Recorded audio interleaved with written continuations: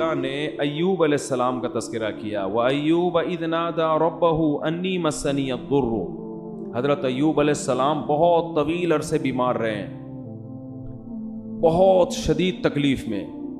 اللہ فرماتے ہیں گڑ گڑا کے اللہ سے دعائیں مانگی، اے اللہ مجھے مصیبت پہنچی ہے، انت ارحم الراحمین، تو سب سے زیادہ رحم کرنے والا۔ دیکھو اللہ کا ہر ایک کے ساتھ معاملہ دوسروں سے مختلف۔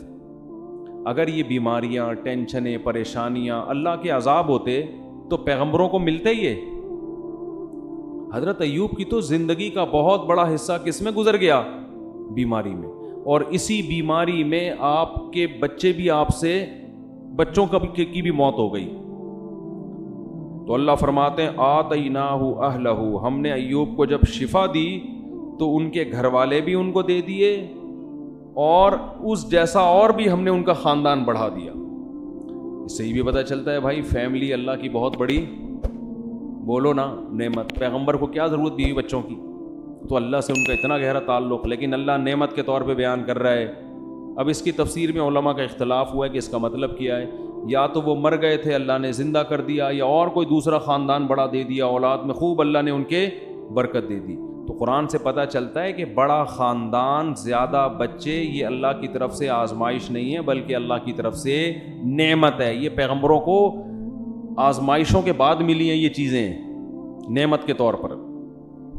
اللہ فرماتے ہیں وَأَدْخَلْنَاهُمْ فِي رَحْمَةٍ وَظَنُّونِ إِذْ ذَهَبَ مُغَاضِبًا، اور مچھلی والے کا بھی تذکرہ کریں، انہیں بھی ایک پریشانی آئی تھی، وہ اللہ سے ناراض ہو کے چلے گئے۔ یہ قرآن کی ایک اصطلاح ہوتی ہے، اللہ سے کوئی بھی ناراض نہیں ہوتا۔ اور کیا قرآن کہہ رہا ہے فَظَنَّ أَن لَّن نَّقْدِرَ عَلَيْهِ، یا یہ بھی ہو سکتا ہے قوم سے ناراض ہو کے، غضبناک ہو کے کہ میری قوم ایمان نہیں لا رہی ہے۔ فَظَنَّ أَن لَّن نَّقْدِرَ عَلَيْهِ، یہ سمجھ بیٹھے کہ جیسے ہمیں ان پر قدرت ہی نہیں ہے۔ حضرت نوح علیہ السلام، یونس علیہ السلام اپنی قوم کو تبلیغ کر رہے تھے۔ جب مایوس ہو گئے نا تو حضرت یونس کو لگا کہ اب ان پر عذاب آئے گا اور یہ ہلاک ہو جائیں گے، تو اللہ کے خوف سے بستی چھوڑ کر نکل گئے۔ اللہ کے علم میں یہ بات تھی کہ جب یہ قوم عذاب دیکھے گی تو توبہ کر لے گی۔ یہ قوم عذاب دیکھے گی تو کیا ہوگا؟ دوسری قومیں تو عذاب دیکھ کے بھی مذاق اڑاتی تھیں۔ قوم عاد نے کیا کہا تھا؟ پیغمبر نے کہا کہ یہ بادل ہیں جو پتھر برسائیں گے۔ انہوں نے کہا نہ بادل پتھر تھوڑی، بارشیں ہوں گی، مزہ آئے گا، انجوائے کریں گے ہم۔ وہ کہہ رہے ہیں عذاب آ رہا ہے، وہ کہہ رہے نہیں۔ تو قرآن کہہ رہے صرف یونس علیہ السلام کی واحد قوم ایسی قوم ہے جس نے جب عذاب دیکھا تو فوراً اس نے کیا کر لی؟ توبہ۔ ابھی عذاب کا کوڑا برسا نہیں تھا، عقل مند لوگ تھے اور یہ ڈر گئے تھے کہ پیغمبر ہمارے درمیان نہیں ہے، کوئی اب مسئلہ نہ ہو جائے، تو اللہ نے ان سے عذاب کو دور کر لیا۔ پھر اللہ نے حضرت یونس کی گرفت کی کہ آپ میری پرمیشن کے بغیر بستی چھوڑ کر نکلے کیوں؟ تو پھر قرآن اپنے انداز میں ڈانٹ لگاتا ہے، تو اس کا یہ مطلب نہیں ہوتا کہ وہ نافرمان تھے یا واقعی اللہ کا ان پہ غضب ہوا، ایسا کچھ نہیں ہے۔ یہ اللہ کا جلال ہے نا، اللہ کا انداز، کلام کا انداز ہے۔ اللہ فرماتے ہیں یونس یہ سمجھے اللہ نقدر علیہ کہ ہم ان کو پکڑ ہی نہیں سکیں گے، حالانکہ یونس ہرگز ایسا نہیں سمجھے۔ اگر وہ ایسا سمجھتے تو وہ تو اسلام سے خارج ہو جاتے نا، لیکن عمل سے ایسا لگ رہا تھا گویا وہ یہ سمجھ رہے ہیں کہ ہم ان کو پکڑیں گے نہیں اس پہ۔ اس لیے علماء ان آیات کی تعویل کرتے ہیں دوسری آیات کی روشنی میں، یہ آیتیں اپنے ظاہر پر نہیں ہوتی۔ تو اللہ فرماتے ہیں پھر کیا ہوا؟ سمانگ لگانی پڑی، اور وہ کیسے؟ یونس علیہ السلام جب گئے نا تو کشتی میں وزن زیادہ ہو گیا اور کشتی ڈوبنے لگی۔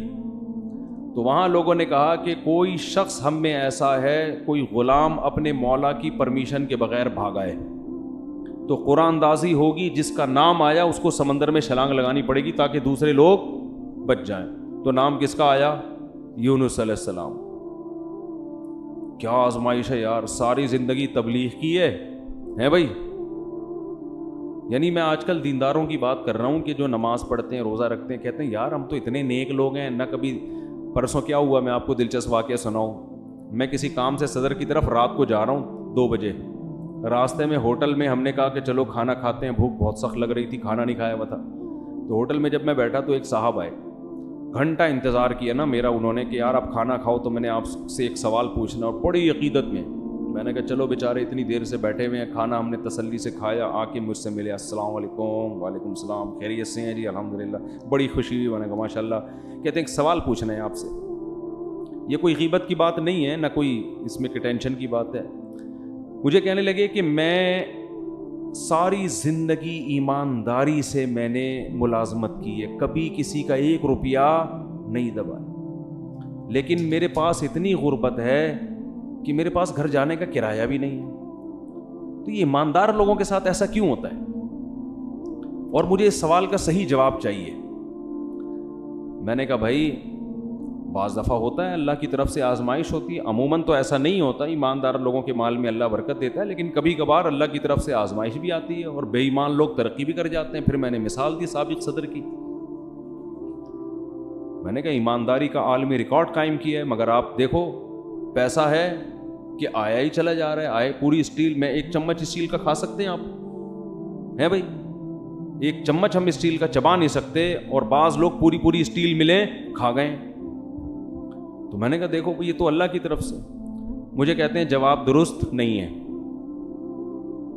کہتے ہیں آپ کے جواب سے میں بالکل بھی مطمئن نہیں ہوا۔ پھر میں نے یہ بات ان کو سمجھائی، کہہ رہے ہیں آپ کے جواب سے میں بالکل مطمئن نہیں ہوا، السلام علیکم آپ جا سکتے ہیں۔ میں نے کہا بھائی میرے پاس تو یہی جواب تھا، وعلیکم السلام، اپنا خیال رکھیے گا۔ خیر انہوں نے مجھ سے معذرت بھی کی کہ اگر آپ کو تکلیف ہوئی تو معذرت چاہتا ہوں۔ تو یہ ہمارے ہاں بہت سے دینداروں میں ہے کہ ہم نماز بھی پڑھ رہے ہیں، ہم تو ایمانداری سے نہ کسی کا دل دکھاتے ہیں، نہ یوں کرتے ہیں نہ یوں کرتے ہیں، پھر بھی آزمائشیں آ رہی ہیں۔ تو بھائی یونس علیہ السلام کو دیکھو، ساری زندگی تبلیغ کی ہے اور نکلے بھی اللہ کے خوف سے، یعنی اس لیے نہیں کہ تبلیغ چھوڑ کے معاذ اللہ بھاگ رہے ہوں، بھائی اللہ کا عذاب نہ آ جائے، تو اللہ کا عذاب تو ایسی چیز ہے کہ اس سے تو بھاگنا ہی چاہیے، لیکن نتیجہ کیا نکل رہا ہے؟ نام کس کا آ رہا ہے قرآن اندازی میں؟ حضرت یونس کو تو سوچنا چاہیے تھا کہ اللہ جب میں تیری ساری زندگی میں نے تبلیغ کی ہے اور اب عذاب آ رہا ہے تو میں بھاگ رہا ہوں، تو کنوینس کا انتظام کس کے ذمہ ہے بھائی؟ اے اللہ کم از کم بائی روڈ کا انتظام کر دے، یا بائی ایئر کا انتظام کر دے، یا شپ کا کوئی انتظام کر دے، یہ انتظام تو تیرے ذمہ۔ اپنے کرایہ خرچ کر کے میں کشتی میں بیٹھ رہا ہوں اور وہ کشتی کیا ہو رہی ہے؟ ڈاماڈول ہو رہی ہے۔ تو اس وقت ان کو خیال آیا ہوگا کہ کشتی میں ڈوبنے کا خطرہ ہے، کوئی بات نہیں، دوسرا کوئی بندہ یہاں سے اترے گا، ہم تو بچیں گے، کیونکہ ہم تو اللہ کے پیغمبر اور بہت نیک۔ عجیب بات، کسی کا نام نہیں آ رہا، نام بھی کس کا آیا ہے؟ یونس۔ تو اب جب نام آیا تو بھی اللہ سے شکایت نہیں کہ یہ کیا ہو رہا ہے میرے ساتھ، کنوینس کا اللہ نے کوئی انتظام بھی نہیں کیا پراپر ہے بھائی، اور ایسی کشتی میں بٹھوا دیا جو اب کیا کر رہی ہے؟ ڈوب رہی ہے، اور اللہ نے تو مجھ سے بڑے بڑے وعدے کیے تھے، اور اب اتنے درجنوں لوگوں میں نام کس کا آ رہا ہے؟ میرا کچھ بھی نہیں ہے۔ چلو سمندر میں چھلانگ لگائیں گے، کوئی پھٹا وٹا مل جاتا ہے، کہیں تیر کے آدمی چلا جاتا ہے، کچھ نہ کچھ دیر تو زندہ رہتا ہے نا۔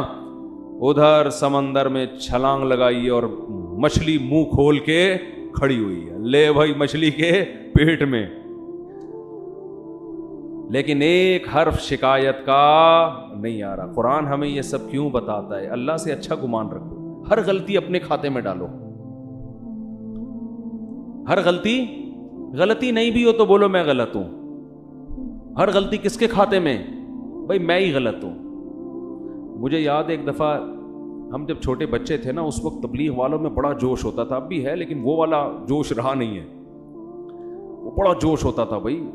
وہ جب 3 دن کی جماعت آتی تھی نا، پورے محلے کو ہلا کے جاتی تھی، وہ ہر ایک کو لے کے، کوئی گٹر کے ڈھکن پہ بیٹھے ہیں اس کو سمجھا رہے ہیں، ادھر لے آ کے چائے پلا رہے ہیں، بڑا اب بھی ہے، لیکن ظاہر ہے جو چیز شروع میں ہوتی ہے اس میں جوش زیادہ ہوتا ہے، تو وہ بہت محنت تھی۔ تو کیا کہہ رہا تھا میں؟ نہیں، مچھلی کی بات، ہاں۔ تو مجھے یاد ہے ان میں ایک ساتھی تھے، انہوں نے جماعت میں بہت وقت لگایا ہوا تھا، سال لگے ہوئے تھے ان کے، اندرون ملک بیرون ملک، بڑے محنتی اور بڑے متحرک۔ تو ایک دن وہ بس میں میرے ساتھ بیٹھ گئے، ہم سفر کرنے لگے، تو میں نے ان سے بات کی، میں نے کہا اللہ نے آپ سے بڑا کام لیا ہے، بہت کام لیا ہے، بہت لوگوں کو اللہ نے آپ کے ذریعے ہدایت دی۔ تو مجھے کہتے ہیں بھائی میں تو کام بگاڑنے والے لوگوں میں سے ہوں، تبلیغ میں کچھ لوگ ایسے لگے ہوئے ہیں جو کام کیا کر رہے ہیں، بگاڑ رہے ہیں، تو میں بھی انہی نالائقوں میں سے ہوں۔ مجھے ان کا یہ اسٹائل بڑا پسند آیا، میں نے کہا اتنا کام کر رہا ہے یہ بندہ، لیکن اگر ذرا سی کسی نے تعریف کر دی تو کیا کہہ رہے بھائی تبلیغ میں کچھ لوگ ایسے ہیں جو بیڑا غرق کر رہے ہیں تبلیغ کا، انہی بیڑا غرق کرنے والوں میں سے ایک میں بھی ہوں۔ اب کوئی بے وقوف ہوتا تو کہتے پھر نکل جاؤ تبلیغ سے، ٹھیک ہے نا۔ تو یہ تواضع ہے کہ بھئی ہم کیا کر رہے ہیں، ہم تو کام بگاڑنے والوں میں سے ہیں۔ تو اللہ کو یہی پسند ہے، دعوے اور بڑی بڑی باتیں نہیں کرنی چاہیے۔ تو یونس علیہ السلام کو جب مچھلی کے پیٹ میں گئے ہیں تو قرآن کہہ رہا ہے احساس ہو گیا یونس کو کہ غلطی کس کی ہے بھائی میری، کچھ غلطی ہوئی ہے، ورنہ اللہ غلط نہیں کر سکتا کسی کے ساتھ۔ فنادا فی الظلمات، قرآن کہہ رہا ہے اندھیروں میں پکارا، ایک تو مچھلی کے پیٹ کا اندھیرا، ایک سمندر کی تہ کا اندھیرا، اور ایک رات کا اندھیرا۔ یہ رات کو واقعہ ہوا ہے، کتنا خوف ہوگا۔ ابھی آپ کو سمجھ میں نہیں آ رہا، کبھی سمندر میں رات کو سفر کریں، پھر آپ کے اچھوں کو بھی سمجھ میں آئے گا کیا حالت ہوتی۔ فی الظلمات اللہ الہ الا انت، کہ اللہ تیرے سوا کوئی عبادت کے لائق نہیں ہے، سبحانک تو ہر عیب سے پاک ہے، تو ظلم نہیں کرتا، انی کنت من الظالمین، میں ہی ظالم ہوں، غلطی کس کی ہے، میری۔ قرآن کہہ رہے ہم نے مچھلی کو حکم دیا اگل دے بھائی کنارے پہ لے جا کے اس کو، بس یہی دکھانا تھا ہم نے۔ اور پھر اللہ نے کیا کیا، جب مچھلی نے کنارے پہ اگلائے تو سمندر کے کنارے پہ تو کچھ بھی نہیں ہوتا، وہاں اللہ نے اپنی قدرت سے فوراً درخت پیدا کر دیا، چھاؤں پیدا کر دی، اور پھر ان کو حکم دیا واپس جاؤ اپنی قوم کے پاس، ہم نے اس قوم سے عذاب کو ختم کر دیا ہے۔ تو یونس علیہ السلام کے ساتھ جو یہ معاملہ تھا، اس کو قرآن تو اس انداز سے بیان کر رہا ہے، لیکن جو اللہ کے کلام کے مزاج سے واقف ہے نا، ان کو پتہ ہے یہ اللہ کا انداز ہے بات کرنے کا، حقیقت میں یہ سزا نہیں تھی، بلکہ ان کے درجے کو اور زیادہ بلند کرنا، رہتی دنیا تک لوگوں کو بتانا کہ اللہ کے اپنے محبوب بندوں کے ساتھ معاملات کیا ہوتے ہیں۔ تو دیکھو ایک بات خوب یاد رکھو، ہم نے شریعت پہ چلنا ہے اور موت تک چلتے رہنا ہے، جو بھی ہو جائے، جیسا غلط ہو اچھا ہو، یہ ہمارا ہیڈک نہیں ہے، یہ مسئلہ اللہ کا ہے، سمجھتے ہو؟ اور آپ نے اپنے لحاظ سے شریعت کے حکم پر عمل کیا، بعد میں پتہ چلا حکم ایسے نہیں بلکہ ویسے ہے، ٹینشن لینے کی ضرورت نہیں ہے، بھائی ہم تو اسی کے مکلف ہیں۔ جیسے یونس علیہ السلام اس وقت یہ سمجھ رہے تھے کہ مجھے یہاں سے بھاگ جانا چاہیے، بھائی عذاب آئے گا تو میں بھی پس جاؤں گا، تو اپنے لحاظ سے بالکل ٹھیک کیا، اللہ نے سزا دی اور سمجھایا کہ بھاگنا نہیں چاہیے تھا، انہوں نے کہا اللہ میں توبہ کرتا ہوں۔ اب یہ نہیں کہ اسی غم کو لے کے بیٹھے رہے میں بھاگا کیوں تھا، کاش میں نہ جاتا، کاش میں یہ نہ ہوتا، نہ یہ کاش واش کے لفظ نہیں۔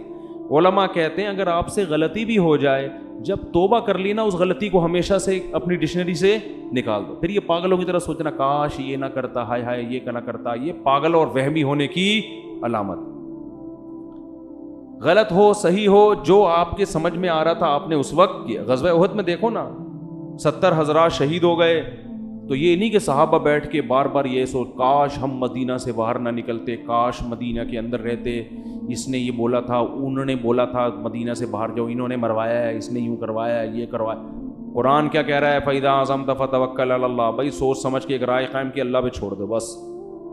اور دوبارہ بھی یہی ہوگا، مشورے اسی طرح سے ہوں، اور اگر مگر کا لفظ استعمال نہ کرو، کتنا صاف پابندی لگا دی نا، آگے بڑھو بس، تو اس میں نقصان ہو فائدہ ہو، کیونکہ اصل آخرت ہے، آخرت میں اللہ نوازے گا آپ۔ تو یونس علیہ السلام کو دوبارہ اللہ نے بھیجا، پھر اللہ نے حضرت زکریا کا واقعہ بیان کیا، وہ بھی ایک غم میں مبتلا تھے۔ وہ غم کیا تھا؟ اولاد نہیں تھی، پریشان تھے، ساری زندگی دعائیں مانگتے مانگتے مانگتے گزر گئی، مگر اولاد نہیں ہوئی۔ بالآخر بوڑھے ہو گئے اور بالوں میں بھڑکنے والی سفیدی آ گئی، ایسی سفیدی جو بالکل بال بھڑک رہے ہوتے ہیں نا، سفیدی سے چمک رہے ہوتے ہیں، ایسی سفیدی۔ بیوی بانجھ بھی تھی اور اب بوڑھی بھی ہو گئی۔ جوان عورت اگر بانجھ نہ ہو، بوڑھی ہونے کے بعد تو ویسے ہی اولاد کا امکان ختم، اور اگر پہلے سے بانجھ بھی ہو اور پھر بوڑھی بھی ہو جائے، اب تو کوئی چانس ہی نہیں ہے، لیکن دعائیں اللہ سے مسلسل مانگ رہے ہیں۔ تو اللہ نے کیا فرمایا، اذ نادا ربہ، زکریا کو یاد کرو انہوں نے اپنے رب کو پکارا، رب لا تذرنی فردن، اے اللہ مجھے تنہا مت چھوڑ. حالانکہ آپ کے تو ہزاروں شاگرد تھے، اولاد مانگ رہے ہیں اللہ سے.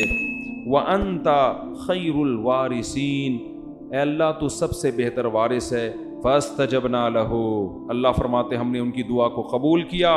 وَوَهَبْنَا لَهُ يَحْيَىٰ، ہم نے گفٹ میں ان کو یحییٰ عطا کیے. پہلے ہی اللہ نے نام بھی بتا دیا. وَأَصْلَحْنَا لَهُ زَوْجًا، ان کی زوجہ کو بھی تندرست کر دیا، اولاد کے قابل بنا دیا. کیوں یہ عجیب کام کیوں کیا؟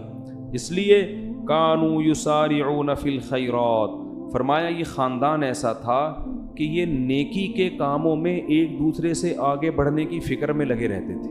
انداز دیکھو قرآن کا.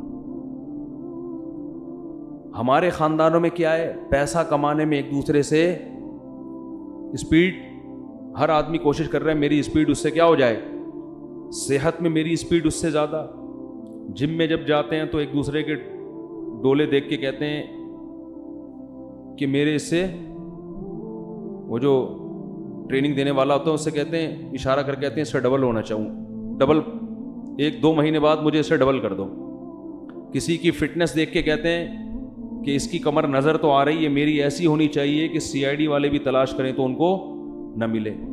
تو ہم فٹنس میں، صحت میں، دولت میں، ان میں کیا کر رہے ہیں؟ آگے. اگر یہ اللہ کے لیے ہو تو پھر تو ٹھیک ہے، لیکن اللہ کے لیے ہے نہیں نا، مسئلہ تو عیاشی کے لیے.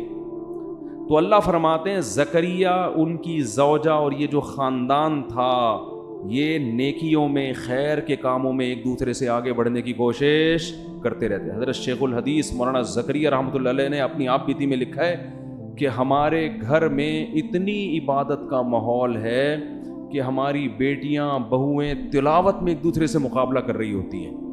رمضان میں تہجد میں ایک دوسرے سے مقابلہ ہوتا ہے. تو یہ جب تک یہ سوچ پیدا نہیں ہوتی نا، انسان کوئی کارنامہ سر انجام نہیں دیتا. ہمیں یاد ہے جب جاگنے کی راتیں آتی تھیں، ہم چھوٹے بچے تھے تو مسجدوں میں ہمارے مقابلے ہوتے تھے، کتنی رکعتیں کون پڑھے گا. ابے اس نے 50 پڑھ لی، ہم کہتے ہیں ابے ہم 100 پڑھ کے دکھائیں گے. اب یہ مقابلے بھی گھروں میں بھی، یہ مقابلے ختم. اب اسکور کون PUBG میں زیادہ بنا رہا ہے، اب مقابلے اس میں ہو رہے ہیں. تو آج بھی الحمدللہ ایسے علماء موجود ہیں جن کے گھروں میں تلاوت کا معمول اور عبادت کا معمول. تو اللہ فرماتے ہیں یہ لوگ نیکیوں میں، صدقات و خیرات میں، نمازوں میں ایک دوسرے سے سبقت کرتے تھے. وَيَدْعُونَنَا رَغَبًا وَرَهَبًا، یہ جملہ جو ہے نا یہ پہلے سے بھی زیادہ اہم ہے. اور یہ ہمیں پکارا کرتے تھے جہنم کے خوف اور جنت کی لالچ میں. آج جو ہماری دعائیں ہیں ان میں جنت اور جہنم کا عنصر کم ہو گیا ہے، دنیا کا عنصر زیادہ ہو گیا. ٹھیک ہے، وہ بھی دنیا بھی مانگے اللہ سے، لیکن جس چیز کی جتنی زیادہ ضرورت ہو سب سے زیادہ وہ مانگنی چاہیے. ہمیں سب سے زیادہ ضرورت اس بات کی ہے کہ اللہ ہمیں سیدھے راستے پہ چلا دے. دنیا تو گزر جائے گی جیسی تیسی. تبھی حدیث میں یہ دعا آئی ہے، لا تجعل مصیبتنا فی دیننا، اے اللہ اگر کوئی مصیبت ہمارے مقدر میں لکھی ہے نا تو وہ دین میں نہ آئے، دنیا میں آ جائے. نہیں آ رہی بات؟ اگر اللہ کرے کہ کہیں مصیبت نہ آئے، لیکن اگر کوئی مصیبت لکھی ہوئی ہے، آنی ہی ہے، تو اللہ اس سے دنیا کا نقصان ہو جائے، آخرت کا نقصان نہ ہو، دین خراب نہ ہو ہمارا. کیوں؟ دنیا مسافر خانہ ہے بھائی، جیل میں بھی گزر جائے گی، ایک دن آئے گا. 1000 سال بھی عمر اگر ہمیں مل جائے نا وہ بھی ختم ہوگی. نوح علیہ السلام کی ہو گئی نا ختم، تو ہماری بھی ختم ہو جائے گی ایک دن. تو اللہ کہتے ہیں جنت کی لالچ اور جہنم کا خوف، یعنی راتوں کو اٹھ کے جو دعائیں مانگتے تھے اس دعا میں زیادہ عنصر کیا تھا؟ اے اللہ جہنم کی آگ سے بچا اور جنت کی نعمتیں عطا کر. پھر اس کے لیے عملی کوشش بھی کرے انسان.